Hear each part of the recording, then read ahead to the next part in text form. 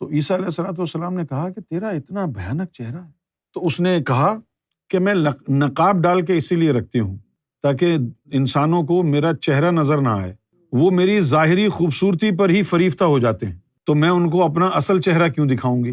تو عیسیٰ علیہ السلام نے اس کے ہاتھوں کی طرف دیکھا تو ایک ہاتھ میں خنجر تھا اور خون لگا ہوا تھا، اور دوسرے ہاتھ میں جو ہے مہندی لگی ہوئی تھی۔ تو عیسیٰ علیہ السلام نے پوچھا کہ یہ تیرے ہاتھ میں یہ جو خون لگا ہوا ہے یہ کیا ہے؟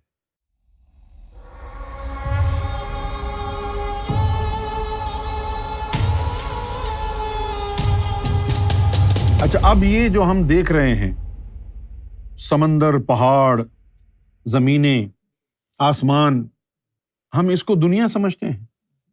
یہ دنیا نہیں ہے۔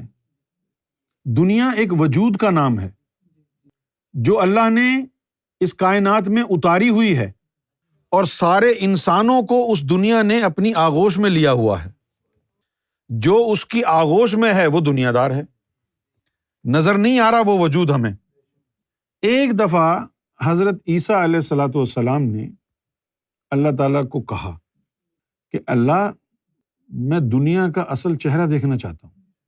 اللہ تعالیٰ نے فرمایا ٹھیک ہے، کل دیکھ لینا۔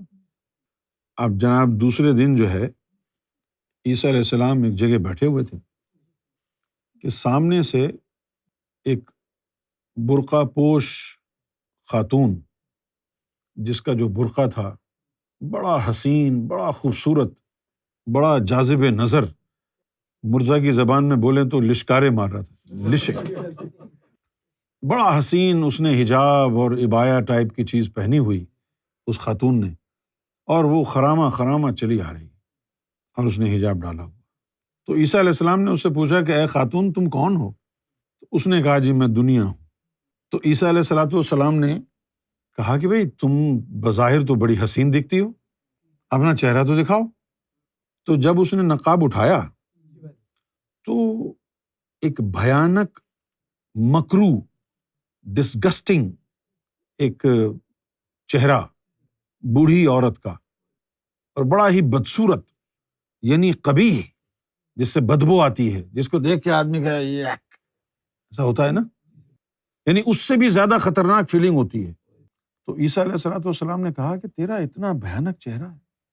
تو اس نے کہا کہ میں نقاب ڈال کے اسی لیے رکھتی ہوں تاکہ انسانوں کو میرا چہرہ نظر نہ آئے، وہ میری ظاہری خوبصورتی پر ہی فریفتہ ہو جاتے ہیں، وہ میری ظاہری خوبصورتی کے اوپر ہی مر مٹتے ہیں، تو میں ان کو اپنا اصل چہرہ کیوں دکھاؤں گی؟ تو عیسیٰ علیہ السلام نے اس کے ہاتھوں کی طرف دیکھا تو ایک ہاتھ میں خنجر تھا اور خون لگا ہوا تھا، اور دوسرے ہاتھ میں جو ہے مہندی لگی ہوئی تھی۔ تو عیسیٰ علیہ السلام نے پوچھا کہ یہ تیرے ہاتھ میں یہ جو خون لگا ہوا ہے یہ کیا ہے؟ کہا کہ جس نے مجھے اپنایا ہوتا ہے نا، دنیا لوگوں نے جو مجھے اپنا لیتا ہے تو میں اس کو اپنا شوہر سمجھتی ہوں اور اس کو مار دیتی ہوں، تو میں ابھی اپنے ایک شوہر کو مار کے آئی ہوں۔ پھر عیسیٰ علیہ السلام نے پوچھا کہ یہ دوسرے ہاتھ میں مہندی جو لگا رکھی ہے اس کا کیا مطلب ہے؟ تو دنیا نے کہا کہ یہ میری اب کسی دوسرے سے شادی ہوگی، اس کے لیے مہندی لگائی ہے۔ تو عیسیٰ علیہ السلام نے کہا کہ تیرے ایک ہاتھ میں مہندی دیکھ کے وہ تجھ سے شادی تو کرے گا، تو دوسرے ہاتھ میں خون لگا ہوا ہے اس کو دیکھ کے وہ ڈر نہیں جائے گا اور کیوں شادی کرے گا تجھ سے؟ تو دنیا نے جواب دیا یہی تو مسئلہ ہے کہ میں دو بھائی اگر ہوں تو ایک بھائی کو مارتی ہوں تو فوراً دوسرا مجھ سے شادی کے لیے تیار ہو جاتا ہے، عبرت نہیں پکڑتا کوئی۔ تو وہ جو دنیا کا وجود ہے اس بوڑھی عورت کی صورت میں، یہ ہمارا نفس ہے جو ہمیں گھسیٹ کر اس سے جوڑ دیتا ہے اور ہم تباہ ہو جاتے ہیں۔ جب ہمارا نفس ہمیں گھسیٹ کر اس سے جوڑ دیتا ہے تو وہ دنیا کا ایک ہاتھ ہمارے دل پہ ہوتا ہے اور ہمارا دل اس کے قبضے میں چلا جاتا ہے، اور دنیا کی محبت ہمارے دل میں گھر کر لیتی ہے۔ اور لوگ یہ سمجھتے ہیں کہ اچھے کپڑے پہننا، اچھے گھر میں رہنا، اچھا کھانا، یہ سب دنیا داری ہے۔ یہ سب دنیا داری نہیں ہے، دنیا کے قبضے میں آ جانا دنیا داری ہے۔ جب دنیا کا ہاتھ تیرے دل پہ ہو اور دنیا کی محبت تیرے دل میں گھر کر جائے۔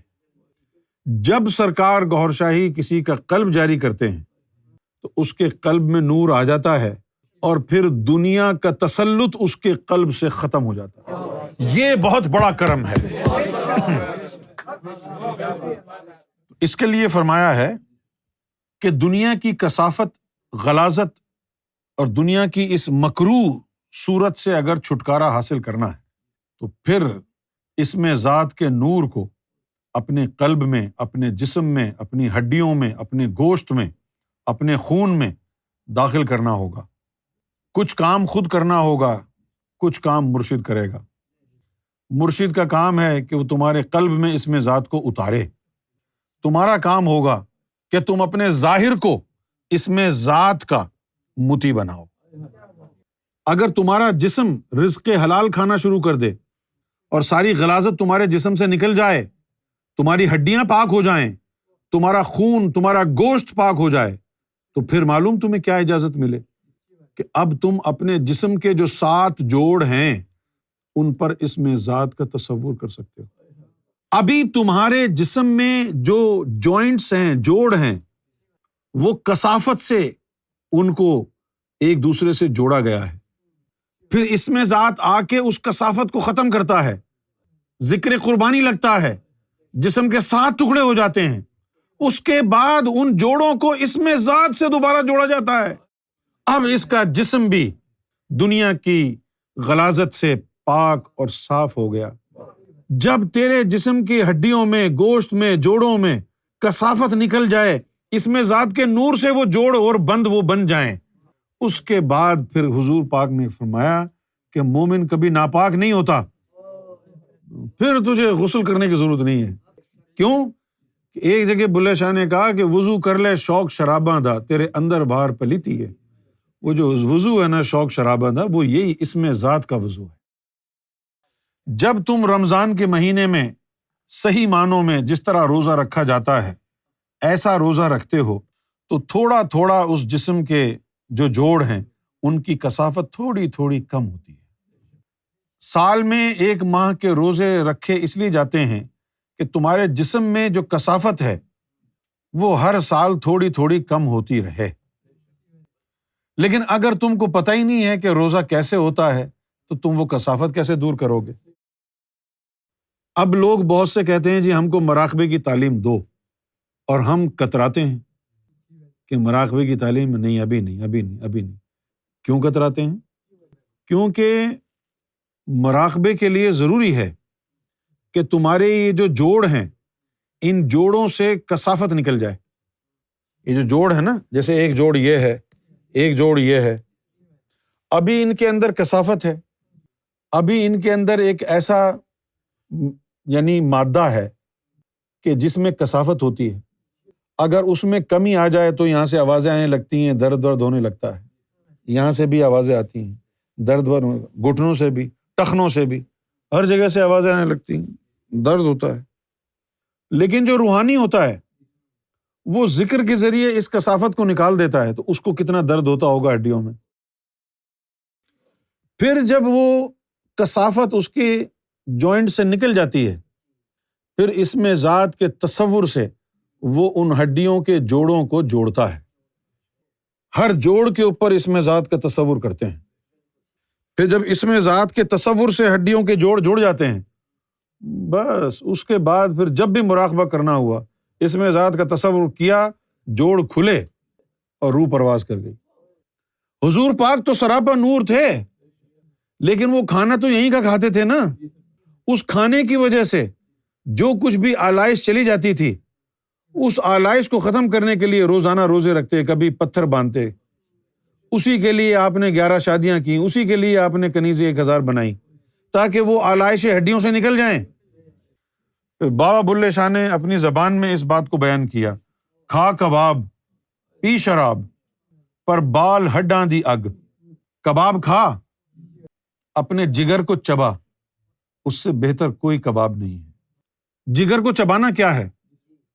اس کے دیدار کی آس، اس کا غم، جو انسان کی زندگی میں سورو، سیڈنس جو آتی ہے، اس سیڈنس کا ڈائریکٹ جو ایفیکٹ ہوتا ہے وہ انسان کے لیور پر ہوتا ہے۔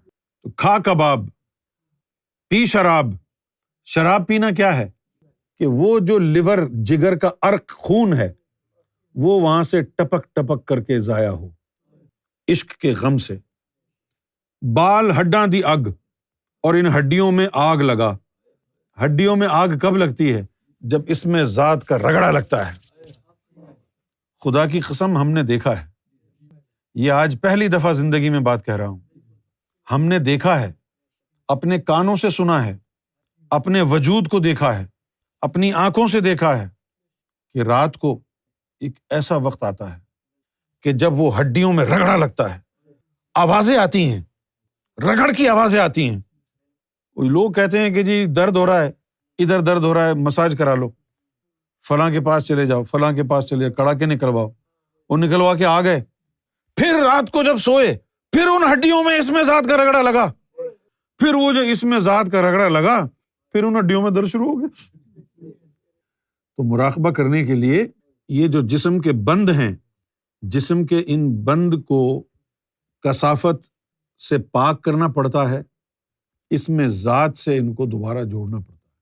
پھر جب یہ اس میں ذات سے جڑ گئے، اب تمہارا جو جسم ہے ظاہری اور باطنی طور پر، جسم اندر اور باہر سے، اب یہ پاک ہو گیا. ان کو کہتے ہیں نفس قدسیہ، جن کے وجود بھی پاک ہو جائیں. پھر ایسے ہی وہ لوگ ہیں کہ جن کو کوئی ناپاک ہاتھ لگا لے، ان کے پاؤں دبا دے، وہ بھی پاک ہو جاتا ہے. انہی کے لیے حدیث شریف میں آیا ہے کہ یہ جو ابراروں کے، ان کی جو نیکیاں ہیں، ولیوں کی جو نیکیاں ہیں، یہ عاشقوں کے گناہوں کی طرح ہیں. حسنات الابرار سیئات المقربین. حسنہ کہتے ہیں نیکی کو، اچھے کام. تو ولیوں کی نیکیاں اور مقربین کے گناہ برابر ہیں، کیونکہ ان کے گناہ میں بھی اتنا نور ہے جتنا ولیوں کی نیکیوں میں ہے. اب وہ گناہ کون سے ہیں؟ شریعت کہتی ہے نا کہ بھئی کسی مرد کے پاؤں دبانا، جسم کو ہاتھ لگانا ناجائز ہے، لیکن کوئی عورت اپنے مرشد کے پاؤں دبا رہی ہے، شریعت نے تو منع کیا ہے، گناہ ہے، شریعت نے گناہ ہی کہا ہے نا. لیکن جب وہ پاؤں دبا رہی ہے، وہ مرشد کے جسم اس میں ذات کے بند سے بندھا ہوا ہے، اس کے بالوں میں اس میں ذات کا نور، اس کی کھال میں، اسکن میں اس میں ذات کا نور، اس کے ٹخنوں میں اس میں ذات کا نور، اس کے گھٹنوں میں اس میں ذات کا نور ہے. وہ اس اپنے ہاتھوں سے اس کو دبا رہی ہے، شریعت نے اس کو گناہ کہا ہے، لیکن وہ دبانے سے اس میں ذات کا نور نکل کے اس کے ہاتھوں میں جا رہا ہے نا. وہ نور نکل کے اس کے ہاتھوں میں جا رہا ہے. جب وہ نور نکل کے اس کے ہاتھوں میں گیا، اس نے تو کوئی عبادت ہی نہیں کی، صرف پاؤں دبانے سے ہی وہ اندر سے مومن ہو گئی نا. اس کے لیے یہ حدیث آئی کہ حسنات الابرار سیئات المقربین. یہ سیئات المقربین تب ہیں، صرف اس میں ذات اگر دل میں ہے تو پھر جسم کو تو پاک نہیں ہوا نا.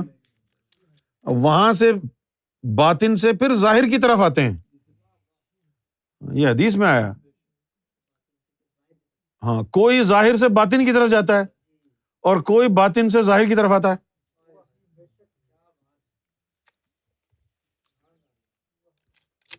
جو باطن سے ظاہر کی طرف آتے ہیں وہ جلدی سفر ہو جاتا ہے، جو ظاہر سے باطن کی طرف جاتے ہیں وہ بہت لمبا سفر ہے. لیکن جو دنیا میں آئے استاد روحانیت سکھانے والے، فقیر، درویش، ان کے پاس طاقت ہی صرف اتنی تھی کہ ظاہر سے باطن تک پہنچائیں. کوئی ایسا آیا نہیں سوائے محمد رسول اللہ اور امام مہدی گوھر شاہی کے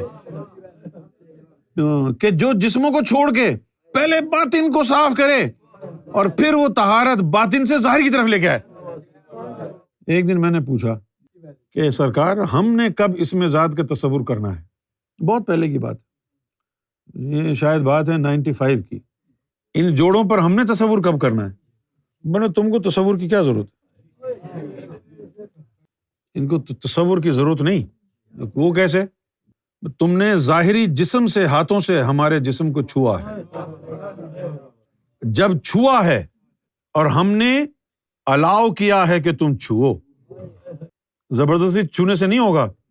وہ ارادہ کریں، دیکھو بھائی اخلاق ادھر آؤ، یوں مٹھی کر کے آؤ، چلے جاؤ. ہے کچھ ہاتھ میں؟ دیکھو کھول کے، کچھ بھی نہیں. لیکن اگر میں چاہتا تو اس عمل میں ارادہ کرتا تو 10 کا نوٹ رکھ دیتا. اگر لوگ صرف یہی کہیں کہ ایسا ہو تو سمجھ جاؤ پیسہ مل گیا، اگر وہ یوں کرے تو سمجھ جاؤ پیسہ مل گیا، اور یہ نہیں سمجھتے کہ میں ارادہ کروں کہ پیسہ تجھے دوں تبھی ہوگا نا، ورنہ خالی ہاتھ بھی تو کر سکتا ہوں میں. تو بزرگوں کے پاؤں اس لیے دباتے ہیں تاکہ ان کے جسم میں جو نور ہے وہ حاصل ہو جائے. بزرگوں کا جھوٹا اس لیے کھاتے ہیں کہ ان کا لعاب دہن اس کھانے کو لگا ہے، شاید اسی ذریعے کوئی جرثومہ ہمارے اندر داخل ہو جائے. یہ سارے طریقے ہیں ان کی عطاؤں کو سمیٹنے کے، لیکن جاہلوں کو یہ طریقے معلوم نہیں.